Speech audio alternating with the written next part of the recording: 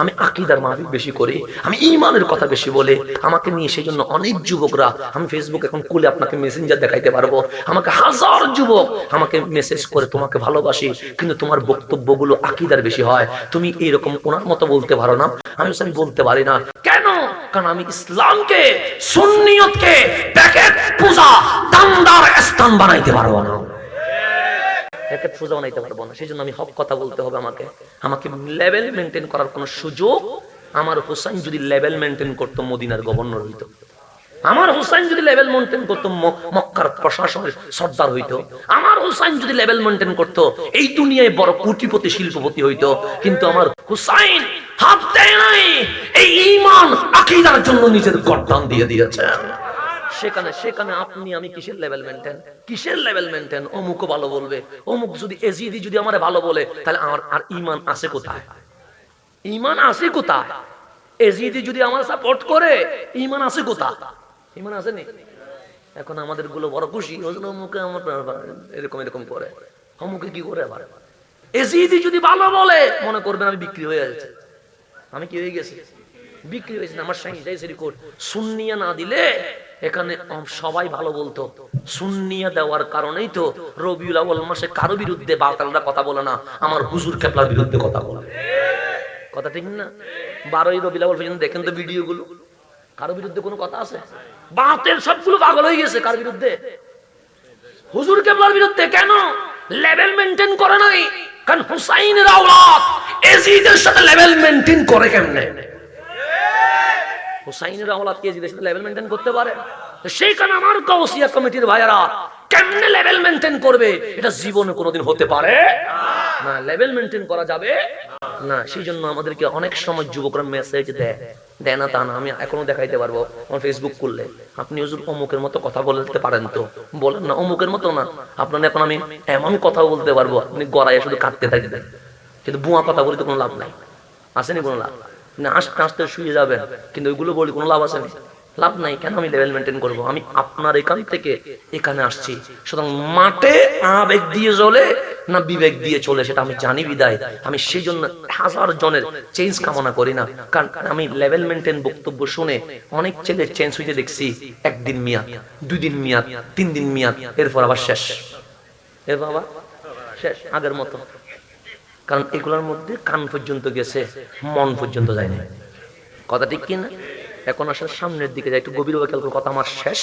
আমি যেখানে ছিলাম সেখানে আমার বংশ হয় ছেলে দিয়ে, আপনার বংশ হয় ছেলে দিয়ে, নবীর বংশ হয়। আল্লাহ বলছেন ইন্না আতাইনা কাল কাউসার, হাবিব আপনার বংশধর থাকবে ফাতেমার মাধ্যমে। কার মাধ্যমে? এখন একটু গভীরভাবে খেয়াল করবেন। ফিলিস্তিনে আমরা মার খাচ্ছি কি খাচ্ছি না? খাচ্ছি। কারণ আমরা উপরে মুসলমান, ভিতরে বেঈমান। আমরা সেই জন্য আমরা মার খাই। আমরা ইরাকে মার খাই, আমরা আফগানে মার খাই। বেশি দিন আর দেরি নাই, বাংলাদেশেও আমরা মায়ের খাবো। এটা লিখে রাখেন, খাবো। এটা তো কোনো সমস্যা না, আপনি খাবেন, এটা লিখে রাখেন। কারণ যতদিন আমাদের কালচার, আমাদের চরিত্র ইসলামী মনা হবে না, ততদিন মায়ের খাইতে হবে, এতে কোনো সন্দেহ নাই। এখন আল্লাহর নবী জি দেখেন কতটুকু আল্লাহর রসুল জানে 1400 বছর পর মায়ের খাবো, রসুল জানে। তো রসুলের পাকের ঘরে আসলেন আম্মা জান ফাতেমাতুজ জাহরা রাদিয়াল্লাহু তাআলা আনহা, আর কুলে আছে সাইয়্যিদুনা ইমাম হাসান। দুইজন যখন আসলেন নবীর ঘরে, ফাতেমা আসলে কেমন হয়? আম্মা জান আয়েশা সিদ্দিকা তাহেরা বলছেন আমি অবাক হয়ে যাই। কেমন অবাক? সে ফাতেমা আসতেছে, ফাতেমা এখনো দূরে, রসুল ঘর থেকে দেখতেছেন। রসুলের ঘর তো দেওয়াল নাই, খেজুর গাছ দিয়ে বানানো। রসুল দেখছে ফাতেমা আসতেছে, নবীজি চেয়ারে বসা, ফাতেমার জন্য নবীজি চেয়ার থেকে দাঁড়িয়ে গেছে। চেয়ার থেকে গিয়ে গেছে। মেয়ের স্নেহে মেয়ে কিভাবে লালন পালন করতে হয়, বাবা হিসেবে আপনাকে শিখাচ্ছে রহমতুল্লিল। আম্মা রসুল দাঁড়িয়ে গেছে, আম্মা জান ফাতেমা দেখার পর কি হয়েছে? সালাম দিয়ে ঘরে ঢুকছে। আমার রসুল আম্মা জান ফাতেমার হাতে একটা চুমু দিলেন। চুমু দেওয়ার পর কি হয়েছে? চুমু দেওয়ার পর রসুল যেখানে বসেন, আম্মা জান ফাতেমাকে ধরে রহমতুল্লিল আলামিন নবীজির চেয়ারে বসায় দিয়েছেন। কার চেয়ারে? নবীজির চেয়ারে। হাসান কোথায়? কোলে। তো রসুল পাক বিছানা থেকে বসে বসে আম্মা জান ফাতেমা আর হাসানের দিকে তাকায়া মুস্কি মুস্কি হাসতেছেন। একবার, দুইবার, তিনবার, বারবার হাসে।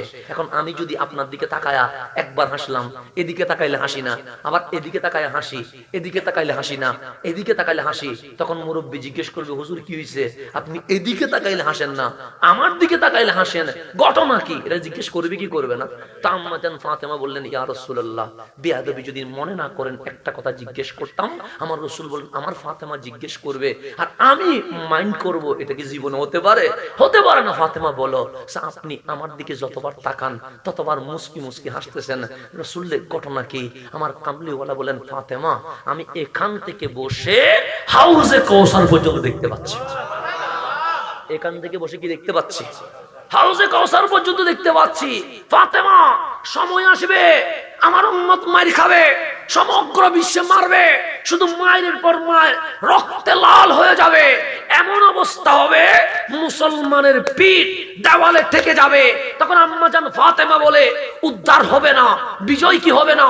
আমার কামলিওয়ালা বলে, অবশ্যই বিজয় হবে। আখেরি জামানায় একজন ইমাম আসবে, ইউকাল আল মাহদি, ওনার নাম মাহদি। উনি এসে মুসলমানকে একদিনের ভিতরে বিজয় লাভ করে দিয়ে দিলেন।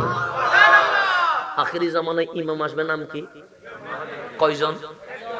কোটি মানুষ দিয়ে জীবনে চেঞ্জ হয়। সেই জন্য আমি মানুষ কতজন হয়েছে এটা আমি দেখি না। আজকে আপনারা অনেক মানুষ বেশি হয়ে গেছেন, আমি এত মানুষ নিয়ে স্বপ্ন দেখি না। আমি ৩-৪ জন মানুষ নিয়ে ভাবি। কেন? কারণ লক্ষ মানুষ চেঞ্জ করা সম্ভব নয়।